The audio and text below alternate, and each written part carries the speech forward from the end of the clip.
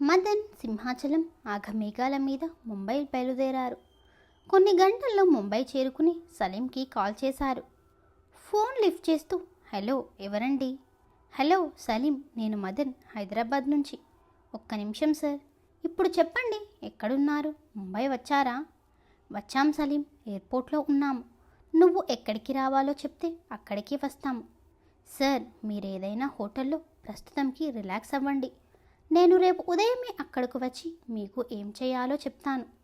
కాదు సలీం, మళ్ళీ నిశ్చలకు ఏమైనా అవుతుందేమోనని. మీరేం భయపడకండి సార్, ఇక్కడ నా పర్మిషన్ లేనిదే ఏమీ జరగదు. కొన్ని గంటలు వెయిట్ చేయండి. ఇటు రాఘవరావు కొన్ని గంటలు అలాగే నిద్రపోయి హఠాత్తుగా మెలకువ వచ్చి లేచాడు. పక్కన చంద్రం ఇంకా మత్తులోనే ఉన్నాడు. రాత్రి మొత్తం విషయం చంద్రంతో చెప్పానని గుర్తుకు వచ్చి హైదరాబాద్లోని తన మనుషులకి ఫోన్ చేశాడు. ఏరా మదన్ ఏం చేస్తున్నాడురా? నిన్నటి వరకు రోడ్లపై నిశ్చల కోసం వెతుకుతూ ఉన్నాడు. సడన్గా రాత్రి నుంచి కనిపించడం లేదు సార్. ఏంట్రా వెధవల్లారా, మీకు ముందే చెప్పాను కదా వాడు ఎక్కడికి వెళ్ళినా ఫాలో అవుతూ వెళ్ళమని. సార్, అది నిన్న. పనికి మాలిన సాకులు చెప్పకండిరా దొంగనాయాల్లారా. పావు గంటలో వాడు ఎక్కడున్నాడో తెలుసుకుని నాకు చెప్పండి. లేకపోతే మీ మెడకాయ మీద తలకాయ ఉండదు, జాగ్రత్త. ఫోన్ కట్ చేశాడు. ఎవడ్రా ఈ టైంలో ఫోన్ చేసింది? ఒరేయ్ మన సార్రా, మనం మందు కొట్టి పడుకున్నామని డౌట్ వచ్చినట్లుంది. ఎక్కడున్నాడో తెలుసుకోమని ఫోన్ చేశాడు. ఎందుకురా అంత భయం? తను హోటల్లో ఉన్నాడని చెప్పు. ఆ హోటల్లో పనిచేసే సుందరం నా తమ్ముడే. అనుమానం వచ్చి కాల్ చేసిన మదన్ అక్కడే ఉన్నాడని చెప్తాడు. వచ్చి పడుకోరా. పావు గంట తర్వాత రాఘవరావు మళ్ళీ కాల్ చేశారు తన మనుషులకి. ఒరేయ్ ఎక్కడున్నాడో తెలిసిందా? తెలిసింది సార్, తను హోటల్లోనే ఉన్నాడు. నేను ఇప్పుడే చూసి వస్తున్నాను. సరే సరే, వాణ్ణి రేపటి వరకు చూస్తూ ఉండు, సరేనా అని అనగానే ఫోన్ కట్ చేశాడు. వీడు ఖచ్చితంగా తాగేసి పడుకున్నాడు. హోటల్కి ఫోన్ చేస్తే నిజం తెలిసిపోతుంది అని హోటల్కి ఫోన్ చేశాడు. హలో ఎవరండి? హలో నేనయ్యా, రాఘవరావుని మాట్లాడుతున్నాను. నువ్వెవరు? నమస్కారం అయ్యా, నేను సుందరం. ఏంటయ్యా, అయ్యగారిని పిలవమంటారా? ఒక్క నిమిషం, ఇప్పుడే పిలుస్తాను. అయ్యో వద్దులేవయ్యా సుందరం, రేపు నేను హోటల్కి వస్తానని చెప్పు చాలు అని కాల్ కట్ చేశాడు. సుందరం పక్కనే నిల్చున్న రాఘవరావు మనిషి సుందరం చేతిలో 2000 పెడుతూ, థ్యాంక్స్ రా తమ్ముడు, మా ప్రాణాలు కాపాడావు. అయ్యో ఎందుకంత మాటలు చెప్పు. ఈ డబ్బులు వద్దు గాని మా అన్నకి నాకు బైక్ కొనమని చెప్పు చాలు. సరిపోయిందిరా, 2000 వద్దని మీ అన్నకి రికమెండేషన్ చేయమంటున్నావు. ఎందుకురా? నా బండి వాడుకో, నీకు కావలసినప్పుడు తీసుకువెళ్ళు. చాలా థ్యాంక్స్ అన్నా. అంటే మదన్ హైదరాబాద్లోనే ఉన్నాడు. ఇప్పుడు నా పాచిక సరిగ్గా పారుతుంది. ఫోన్లో తన అమ్మాయి సంజనతో క్లోజ్గా దిగిన మదన్ ఫోటోలు వీడియోలు చూశాడు. వీటితో నీ పీడ విరగడవుతుంది నిశ్చల. రాత్రంతా అలానే ఆలోచిస్తూ తిరుగుతూ నిద్రపోకుండా ఉండడంతో చింతనెప్పుల్లా ఎర్రగా తయారయ్యాయి రాఘవరావు కళ్ళు. కాలు కాలిన పిల్లిలా తిరుగుతున్న రాఘవరావును చూసి, శుభోదయం అయ్యగారు, ఏంటి రాత్రి పడుకోలేదా? కళ్ళు అంత ఎర్రగా ఉన్నాయి. లేదయ్యా, నా ప్లాన్ పూర్తిగా నెరవేరే వరకు నాకు నిద్ర పట్టదు. సరే, హైదరాబాద్కి టికెట్ బుక్ చేశాను. 10 గంటలకు ఫ్లైట్, రెడీ అవ్వండి. నేను హోటల్ బిల్ సెటిల్మెంట్ చేసి వస్తాను. ఆగవయ్యా, ఈరోజు కాదు మనం వెళ్ళేది, ఎల్లుండి వెళ్తున్నాము. ఆ టికెట్ క్యాన్సిల్ చెయ్యి. అలా క్యాన్సిల్ చేస్తే డబ్బులు కూడా రావయ్యా. నా డబ్బులు నా ఇష్టం, ముందు క్యాన్సిల్ చెయ్యి. అయినా ఇంత సడన్గా క్యాన్సిల్ చేసి ముంబైలో ఉండి చేసే అంత ముఖ్య పని ఏంటి సార్? తాగితే మొత్తం మర్చిపోతావా చంద్రం? నిన్న చెప్పాగా నీకు ఏం చేస్తాను అంటే. మీరే కదా ఫ్లైట్ టికెట్స్ బుక్ చేయమన్నారు, అందుకే. నోరు మూసుకొని బయలుదేరు. కొద్ది గంటల తర్వాత నిశ్చల దగ్గరకు చేరుకున్నాడు రాఘవరావు. పాచిపోయిన అన్నం, పాలు నిశ్చల పక్కన అలానే పడి ఉండడం చూసి, ఏంటి నిశ్చల, ఎన్ని రోజులు తినకుండా ఇలా పస్తులు ఉంటావు? ఎలాగూ నా చేతిలో నలిగిపోయావు. నాతోనే ఉండిపో, నిన్ను మహారాణిలా చూసుకుంటాను. ఛీ నీచుడా, నీ కూతురు వయసు అమ్మాయితో ఇలా మాట్లాడడానికి సిగ్గులేదు? నేనేమి నీకు అన్యాయం చెయ్యను నిశ్చల, పువ్వుల్లో పెట్టి చూసుకుంటాను. నీకోసం మదన్ వస్తాడని కలలు కని నిన్ను నువ్వు మోసం చేసుకోకు. నా కోసం మదన్ వచ్చినా రాకపోయినా సరే, నేను మాత్రం ఎదురు చూస్తూ ఉంటాను. అయ్యో ఎందుకమ్మా అంత గుడ్డి నమ్మకం వాడి మీద? నువ్వు మరి ఇంత అమాయకంగా ఆలోచిస్తున్నావు, ఇవి చూడు అని మదన్ సంజన ఫోటోలను ముందు విసిరాడు చంద్రం. మీరెన్ని చెప్పినా నేను వినను. నా మదన్ అలాంటి వాడు కాదు కాదు కాదు. రాఘవరావు వీడియో చూపిస్తూ, అంటే దీనిని కూడా నమ్మవా నిశ్చల? అయితే నీ మదన్ నోటితో చెప్తే వింటావేమో మరి. చంద్రం, మదన్కి కాల్ చేయరా? ఇదిగోండి సార్, రింగ్ అవుతుంది. కొద్దిసేపటికి లిఫ్ట్ చేసిన మదన్, హలో మావయ్య గారు, ఎలా ఉన్నారు? హలో మదన్, బాగున్నానయ్యా. అమ్మాయి నీ దగ్గరే ఉంది కదా? అవును మావయ్య, నా దగ్గరే ఉంది. ఇంతకీ ఏంటి విషయం, ఫోన్ చేశారు? అదేనయ్యా, మీ పెళ్లి ముహూర్తం ఫిక్స్ అయ్యింది, దాని గురించి చెప్దామని చేశాను. ఓహో, అంతా మీ ఇష్టం, మీరెప్పుడు ఫిక్స్ చేసినా ఓకే. కాల్ కట్ చేశారు రాఘవరావు. ఏంటి నిశ్చల, ఇప్పుడు కూడా నమ్మవా మదన్ ఎలాంటి వాడో? రాఘవరావు, ఈ పిల్లని బాగా బుట్టలో వేసుకున్నాడు మదన్. కాకపోతే తనే స్వయంగా మాట్లాడినా నమ్మడం లేదు. చంద్రం, ప్రేమ వేరు పెళ్లి వేరయ్యా. ప్రేమతో కడుపు నిండదు. నా ఆస్తిని కాదని, నా పరపతిని కాదని మదన్కి తెలుసు. అందుకే నా తూవలోకి వచ్చాడు. ఇప్పటికైనా నమ్ముతావా నిశ్చల? నిశ్చల గట్టిగా నవ్వడం మొదలుపెట్టింది. రాఘవరావు, నువ్వెంత చెప్పినా నేను నమ్మను. మదన్ ఎలాంటి వాడో నాకు తెలుసు. చూడయ్యా చంద్రం, పాపం నిశ్చలని ఎంతగా మభ్యపెట్టాడు. నువ్వే మదన్ గురించి మనం చెప్తే నమ్మి డబ్బు తీసుకుని తన బతుకు తను బతుకుతుందని చెప్పావు.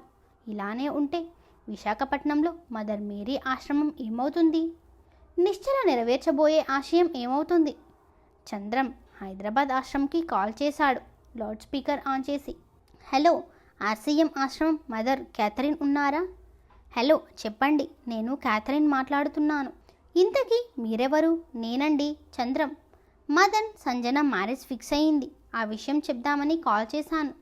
నాకెందుకు చెప్తున్నావు? నేను చిన్నప్పటి నుంచి పెంచిన మదన్ నిశ్చలకు అన్యాయం చేసి వేరే అమ్మాయిని డబ్బు కోసం పెళ్లి చేసుకోవడానికి తయారవుతుంటే ఆ పెళ్ళికి నేను రావాలా? ఏంటి మదర్ అలా మాట్లాడుతున్నారు? మదన్ తన భవిష్యత్తు కోసం నిశ్చలను మోసం చేయలేదే, పెళ్లి చేసుకుంటానని చెప్పాడు. చేసుకోవడం లేదు, అంతే కదా? అవును, నువ్వు చెప్పింది నిజమే. భవిష్యత్తు కోసం అమాయకురాలి మనసుతో ఆడుకున్నాడు, అంతే కదా? ఎటో కనిపించకుండా వెళ్ళిపోయింది నిశ్చల. అదే తను ఉండి ఉంటే గుండె పగిలి చనిపోయేది అని కాల్ కట్ చేసింది మదర్ క్యాథరిన్. చంద్రం, ఇప్పుడు మనమేం చెప్పనక్కర్లేదు. ఇక్కడితో మన పని పూర్తయింది.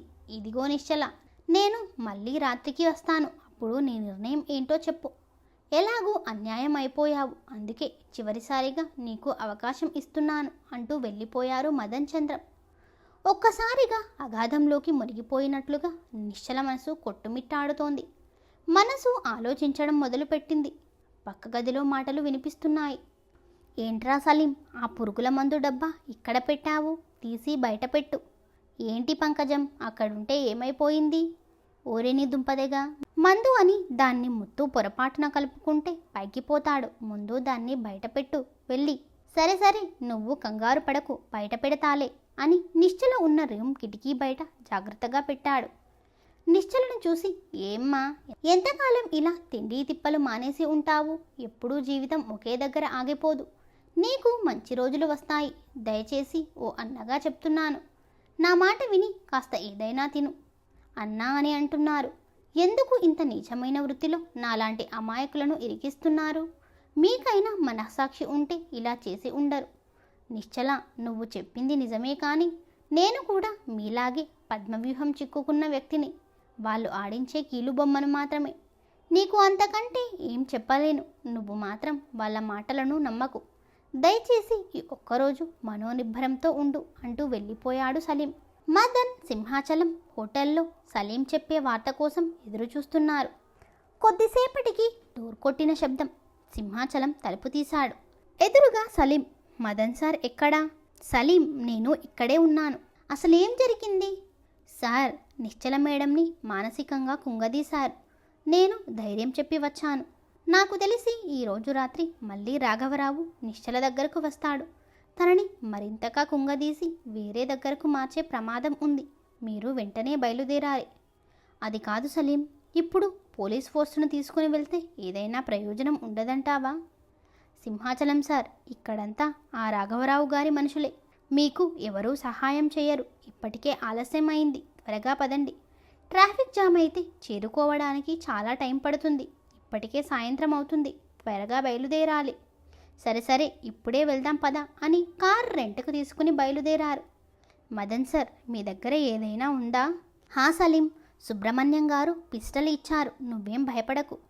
అక్కడున్న వాళ్ళు దేనికైనా తెగిస్తారు, అందుకే అడిగాను. మదన్ అతి వేగంగా కారు నడుపుతున్నాడు. అది నిశ్చలను ఎంత త్వరగా కలుసుకుందామన్న ఆతృత ఓవైపు, ఎక్కడ తన నుంచి దూరం అవుతుందోనన్న ఆందోళన మరోవైపు, ప్రాణాన్ని లెక్క చేయకుండా ఆగమేఘాలలా అంత ట్రాఫిక్లో తప్పించుకుంటూ వేగంగా వెళ్తున్నాడు. ఇటు నిశ్చల కింద భూమి ఎప్పుడో కూలిపోయి అగాధంలో కూరుకుపోయింది. ఎదురుగా పురుగుల మందు. దాన్ని తీసుకుని పక్కన పెట్టుకుంది. తనలో తనే తర్కించుకోవడం మొదలుపెట్టింది. జీవితాన్ని చదివేసిన వ్యక్తిలా. లోకంలో ఎందరో మనుషుల జీవితాలలో విరబూసిన నవ్వులుంటాయి, తీపి జ్ఞాపకాలు ఉంటాయి, ఆనందపు క్షణాలుంటాయి. కానీ నేను పుట్టింది మొదలు నాకంటూ గుర్తింపు తెచ్చింది ఏదీ లేదు. నాకే ఎందుకు ఇలా జరుగుతుంది? ఎక్కడో అనాథగా పుట్టిన నేను ఒక సానుభూతి పరుడు వలలో పడి వాడిని గుడ్డిగా నమ్మి ఇలా జీవితం నాశనం చేసుకోవడం నా తప్ప? లేక నేను అప్పటి వరకు పొందని ప్రేమను అతను చూపాడని నేను నమ్మడమా? లేక వాడి మాయమాటలకు నేను మోసపోయానా?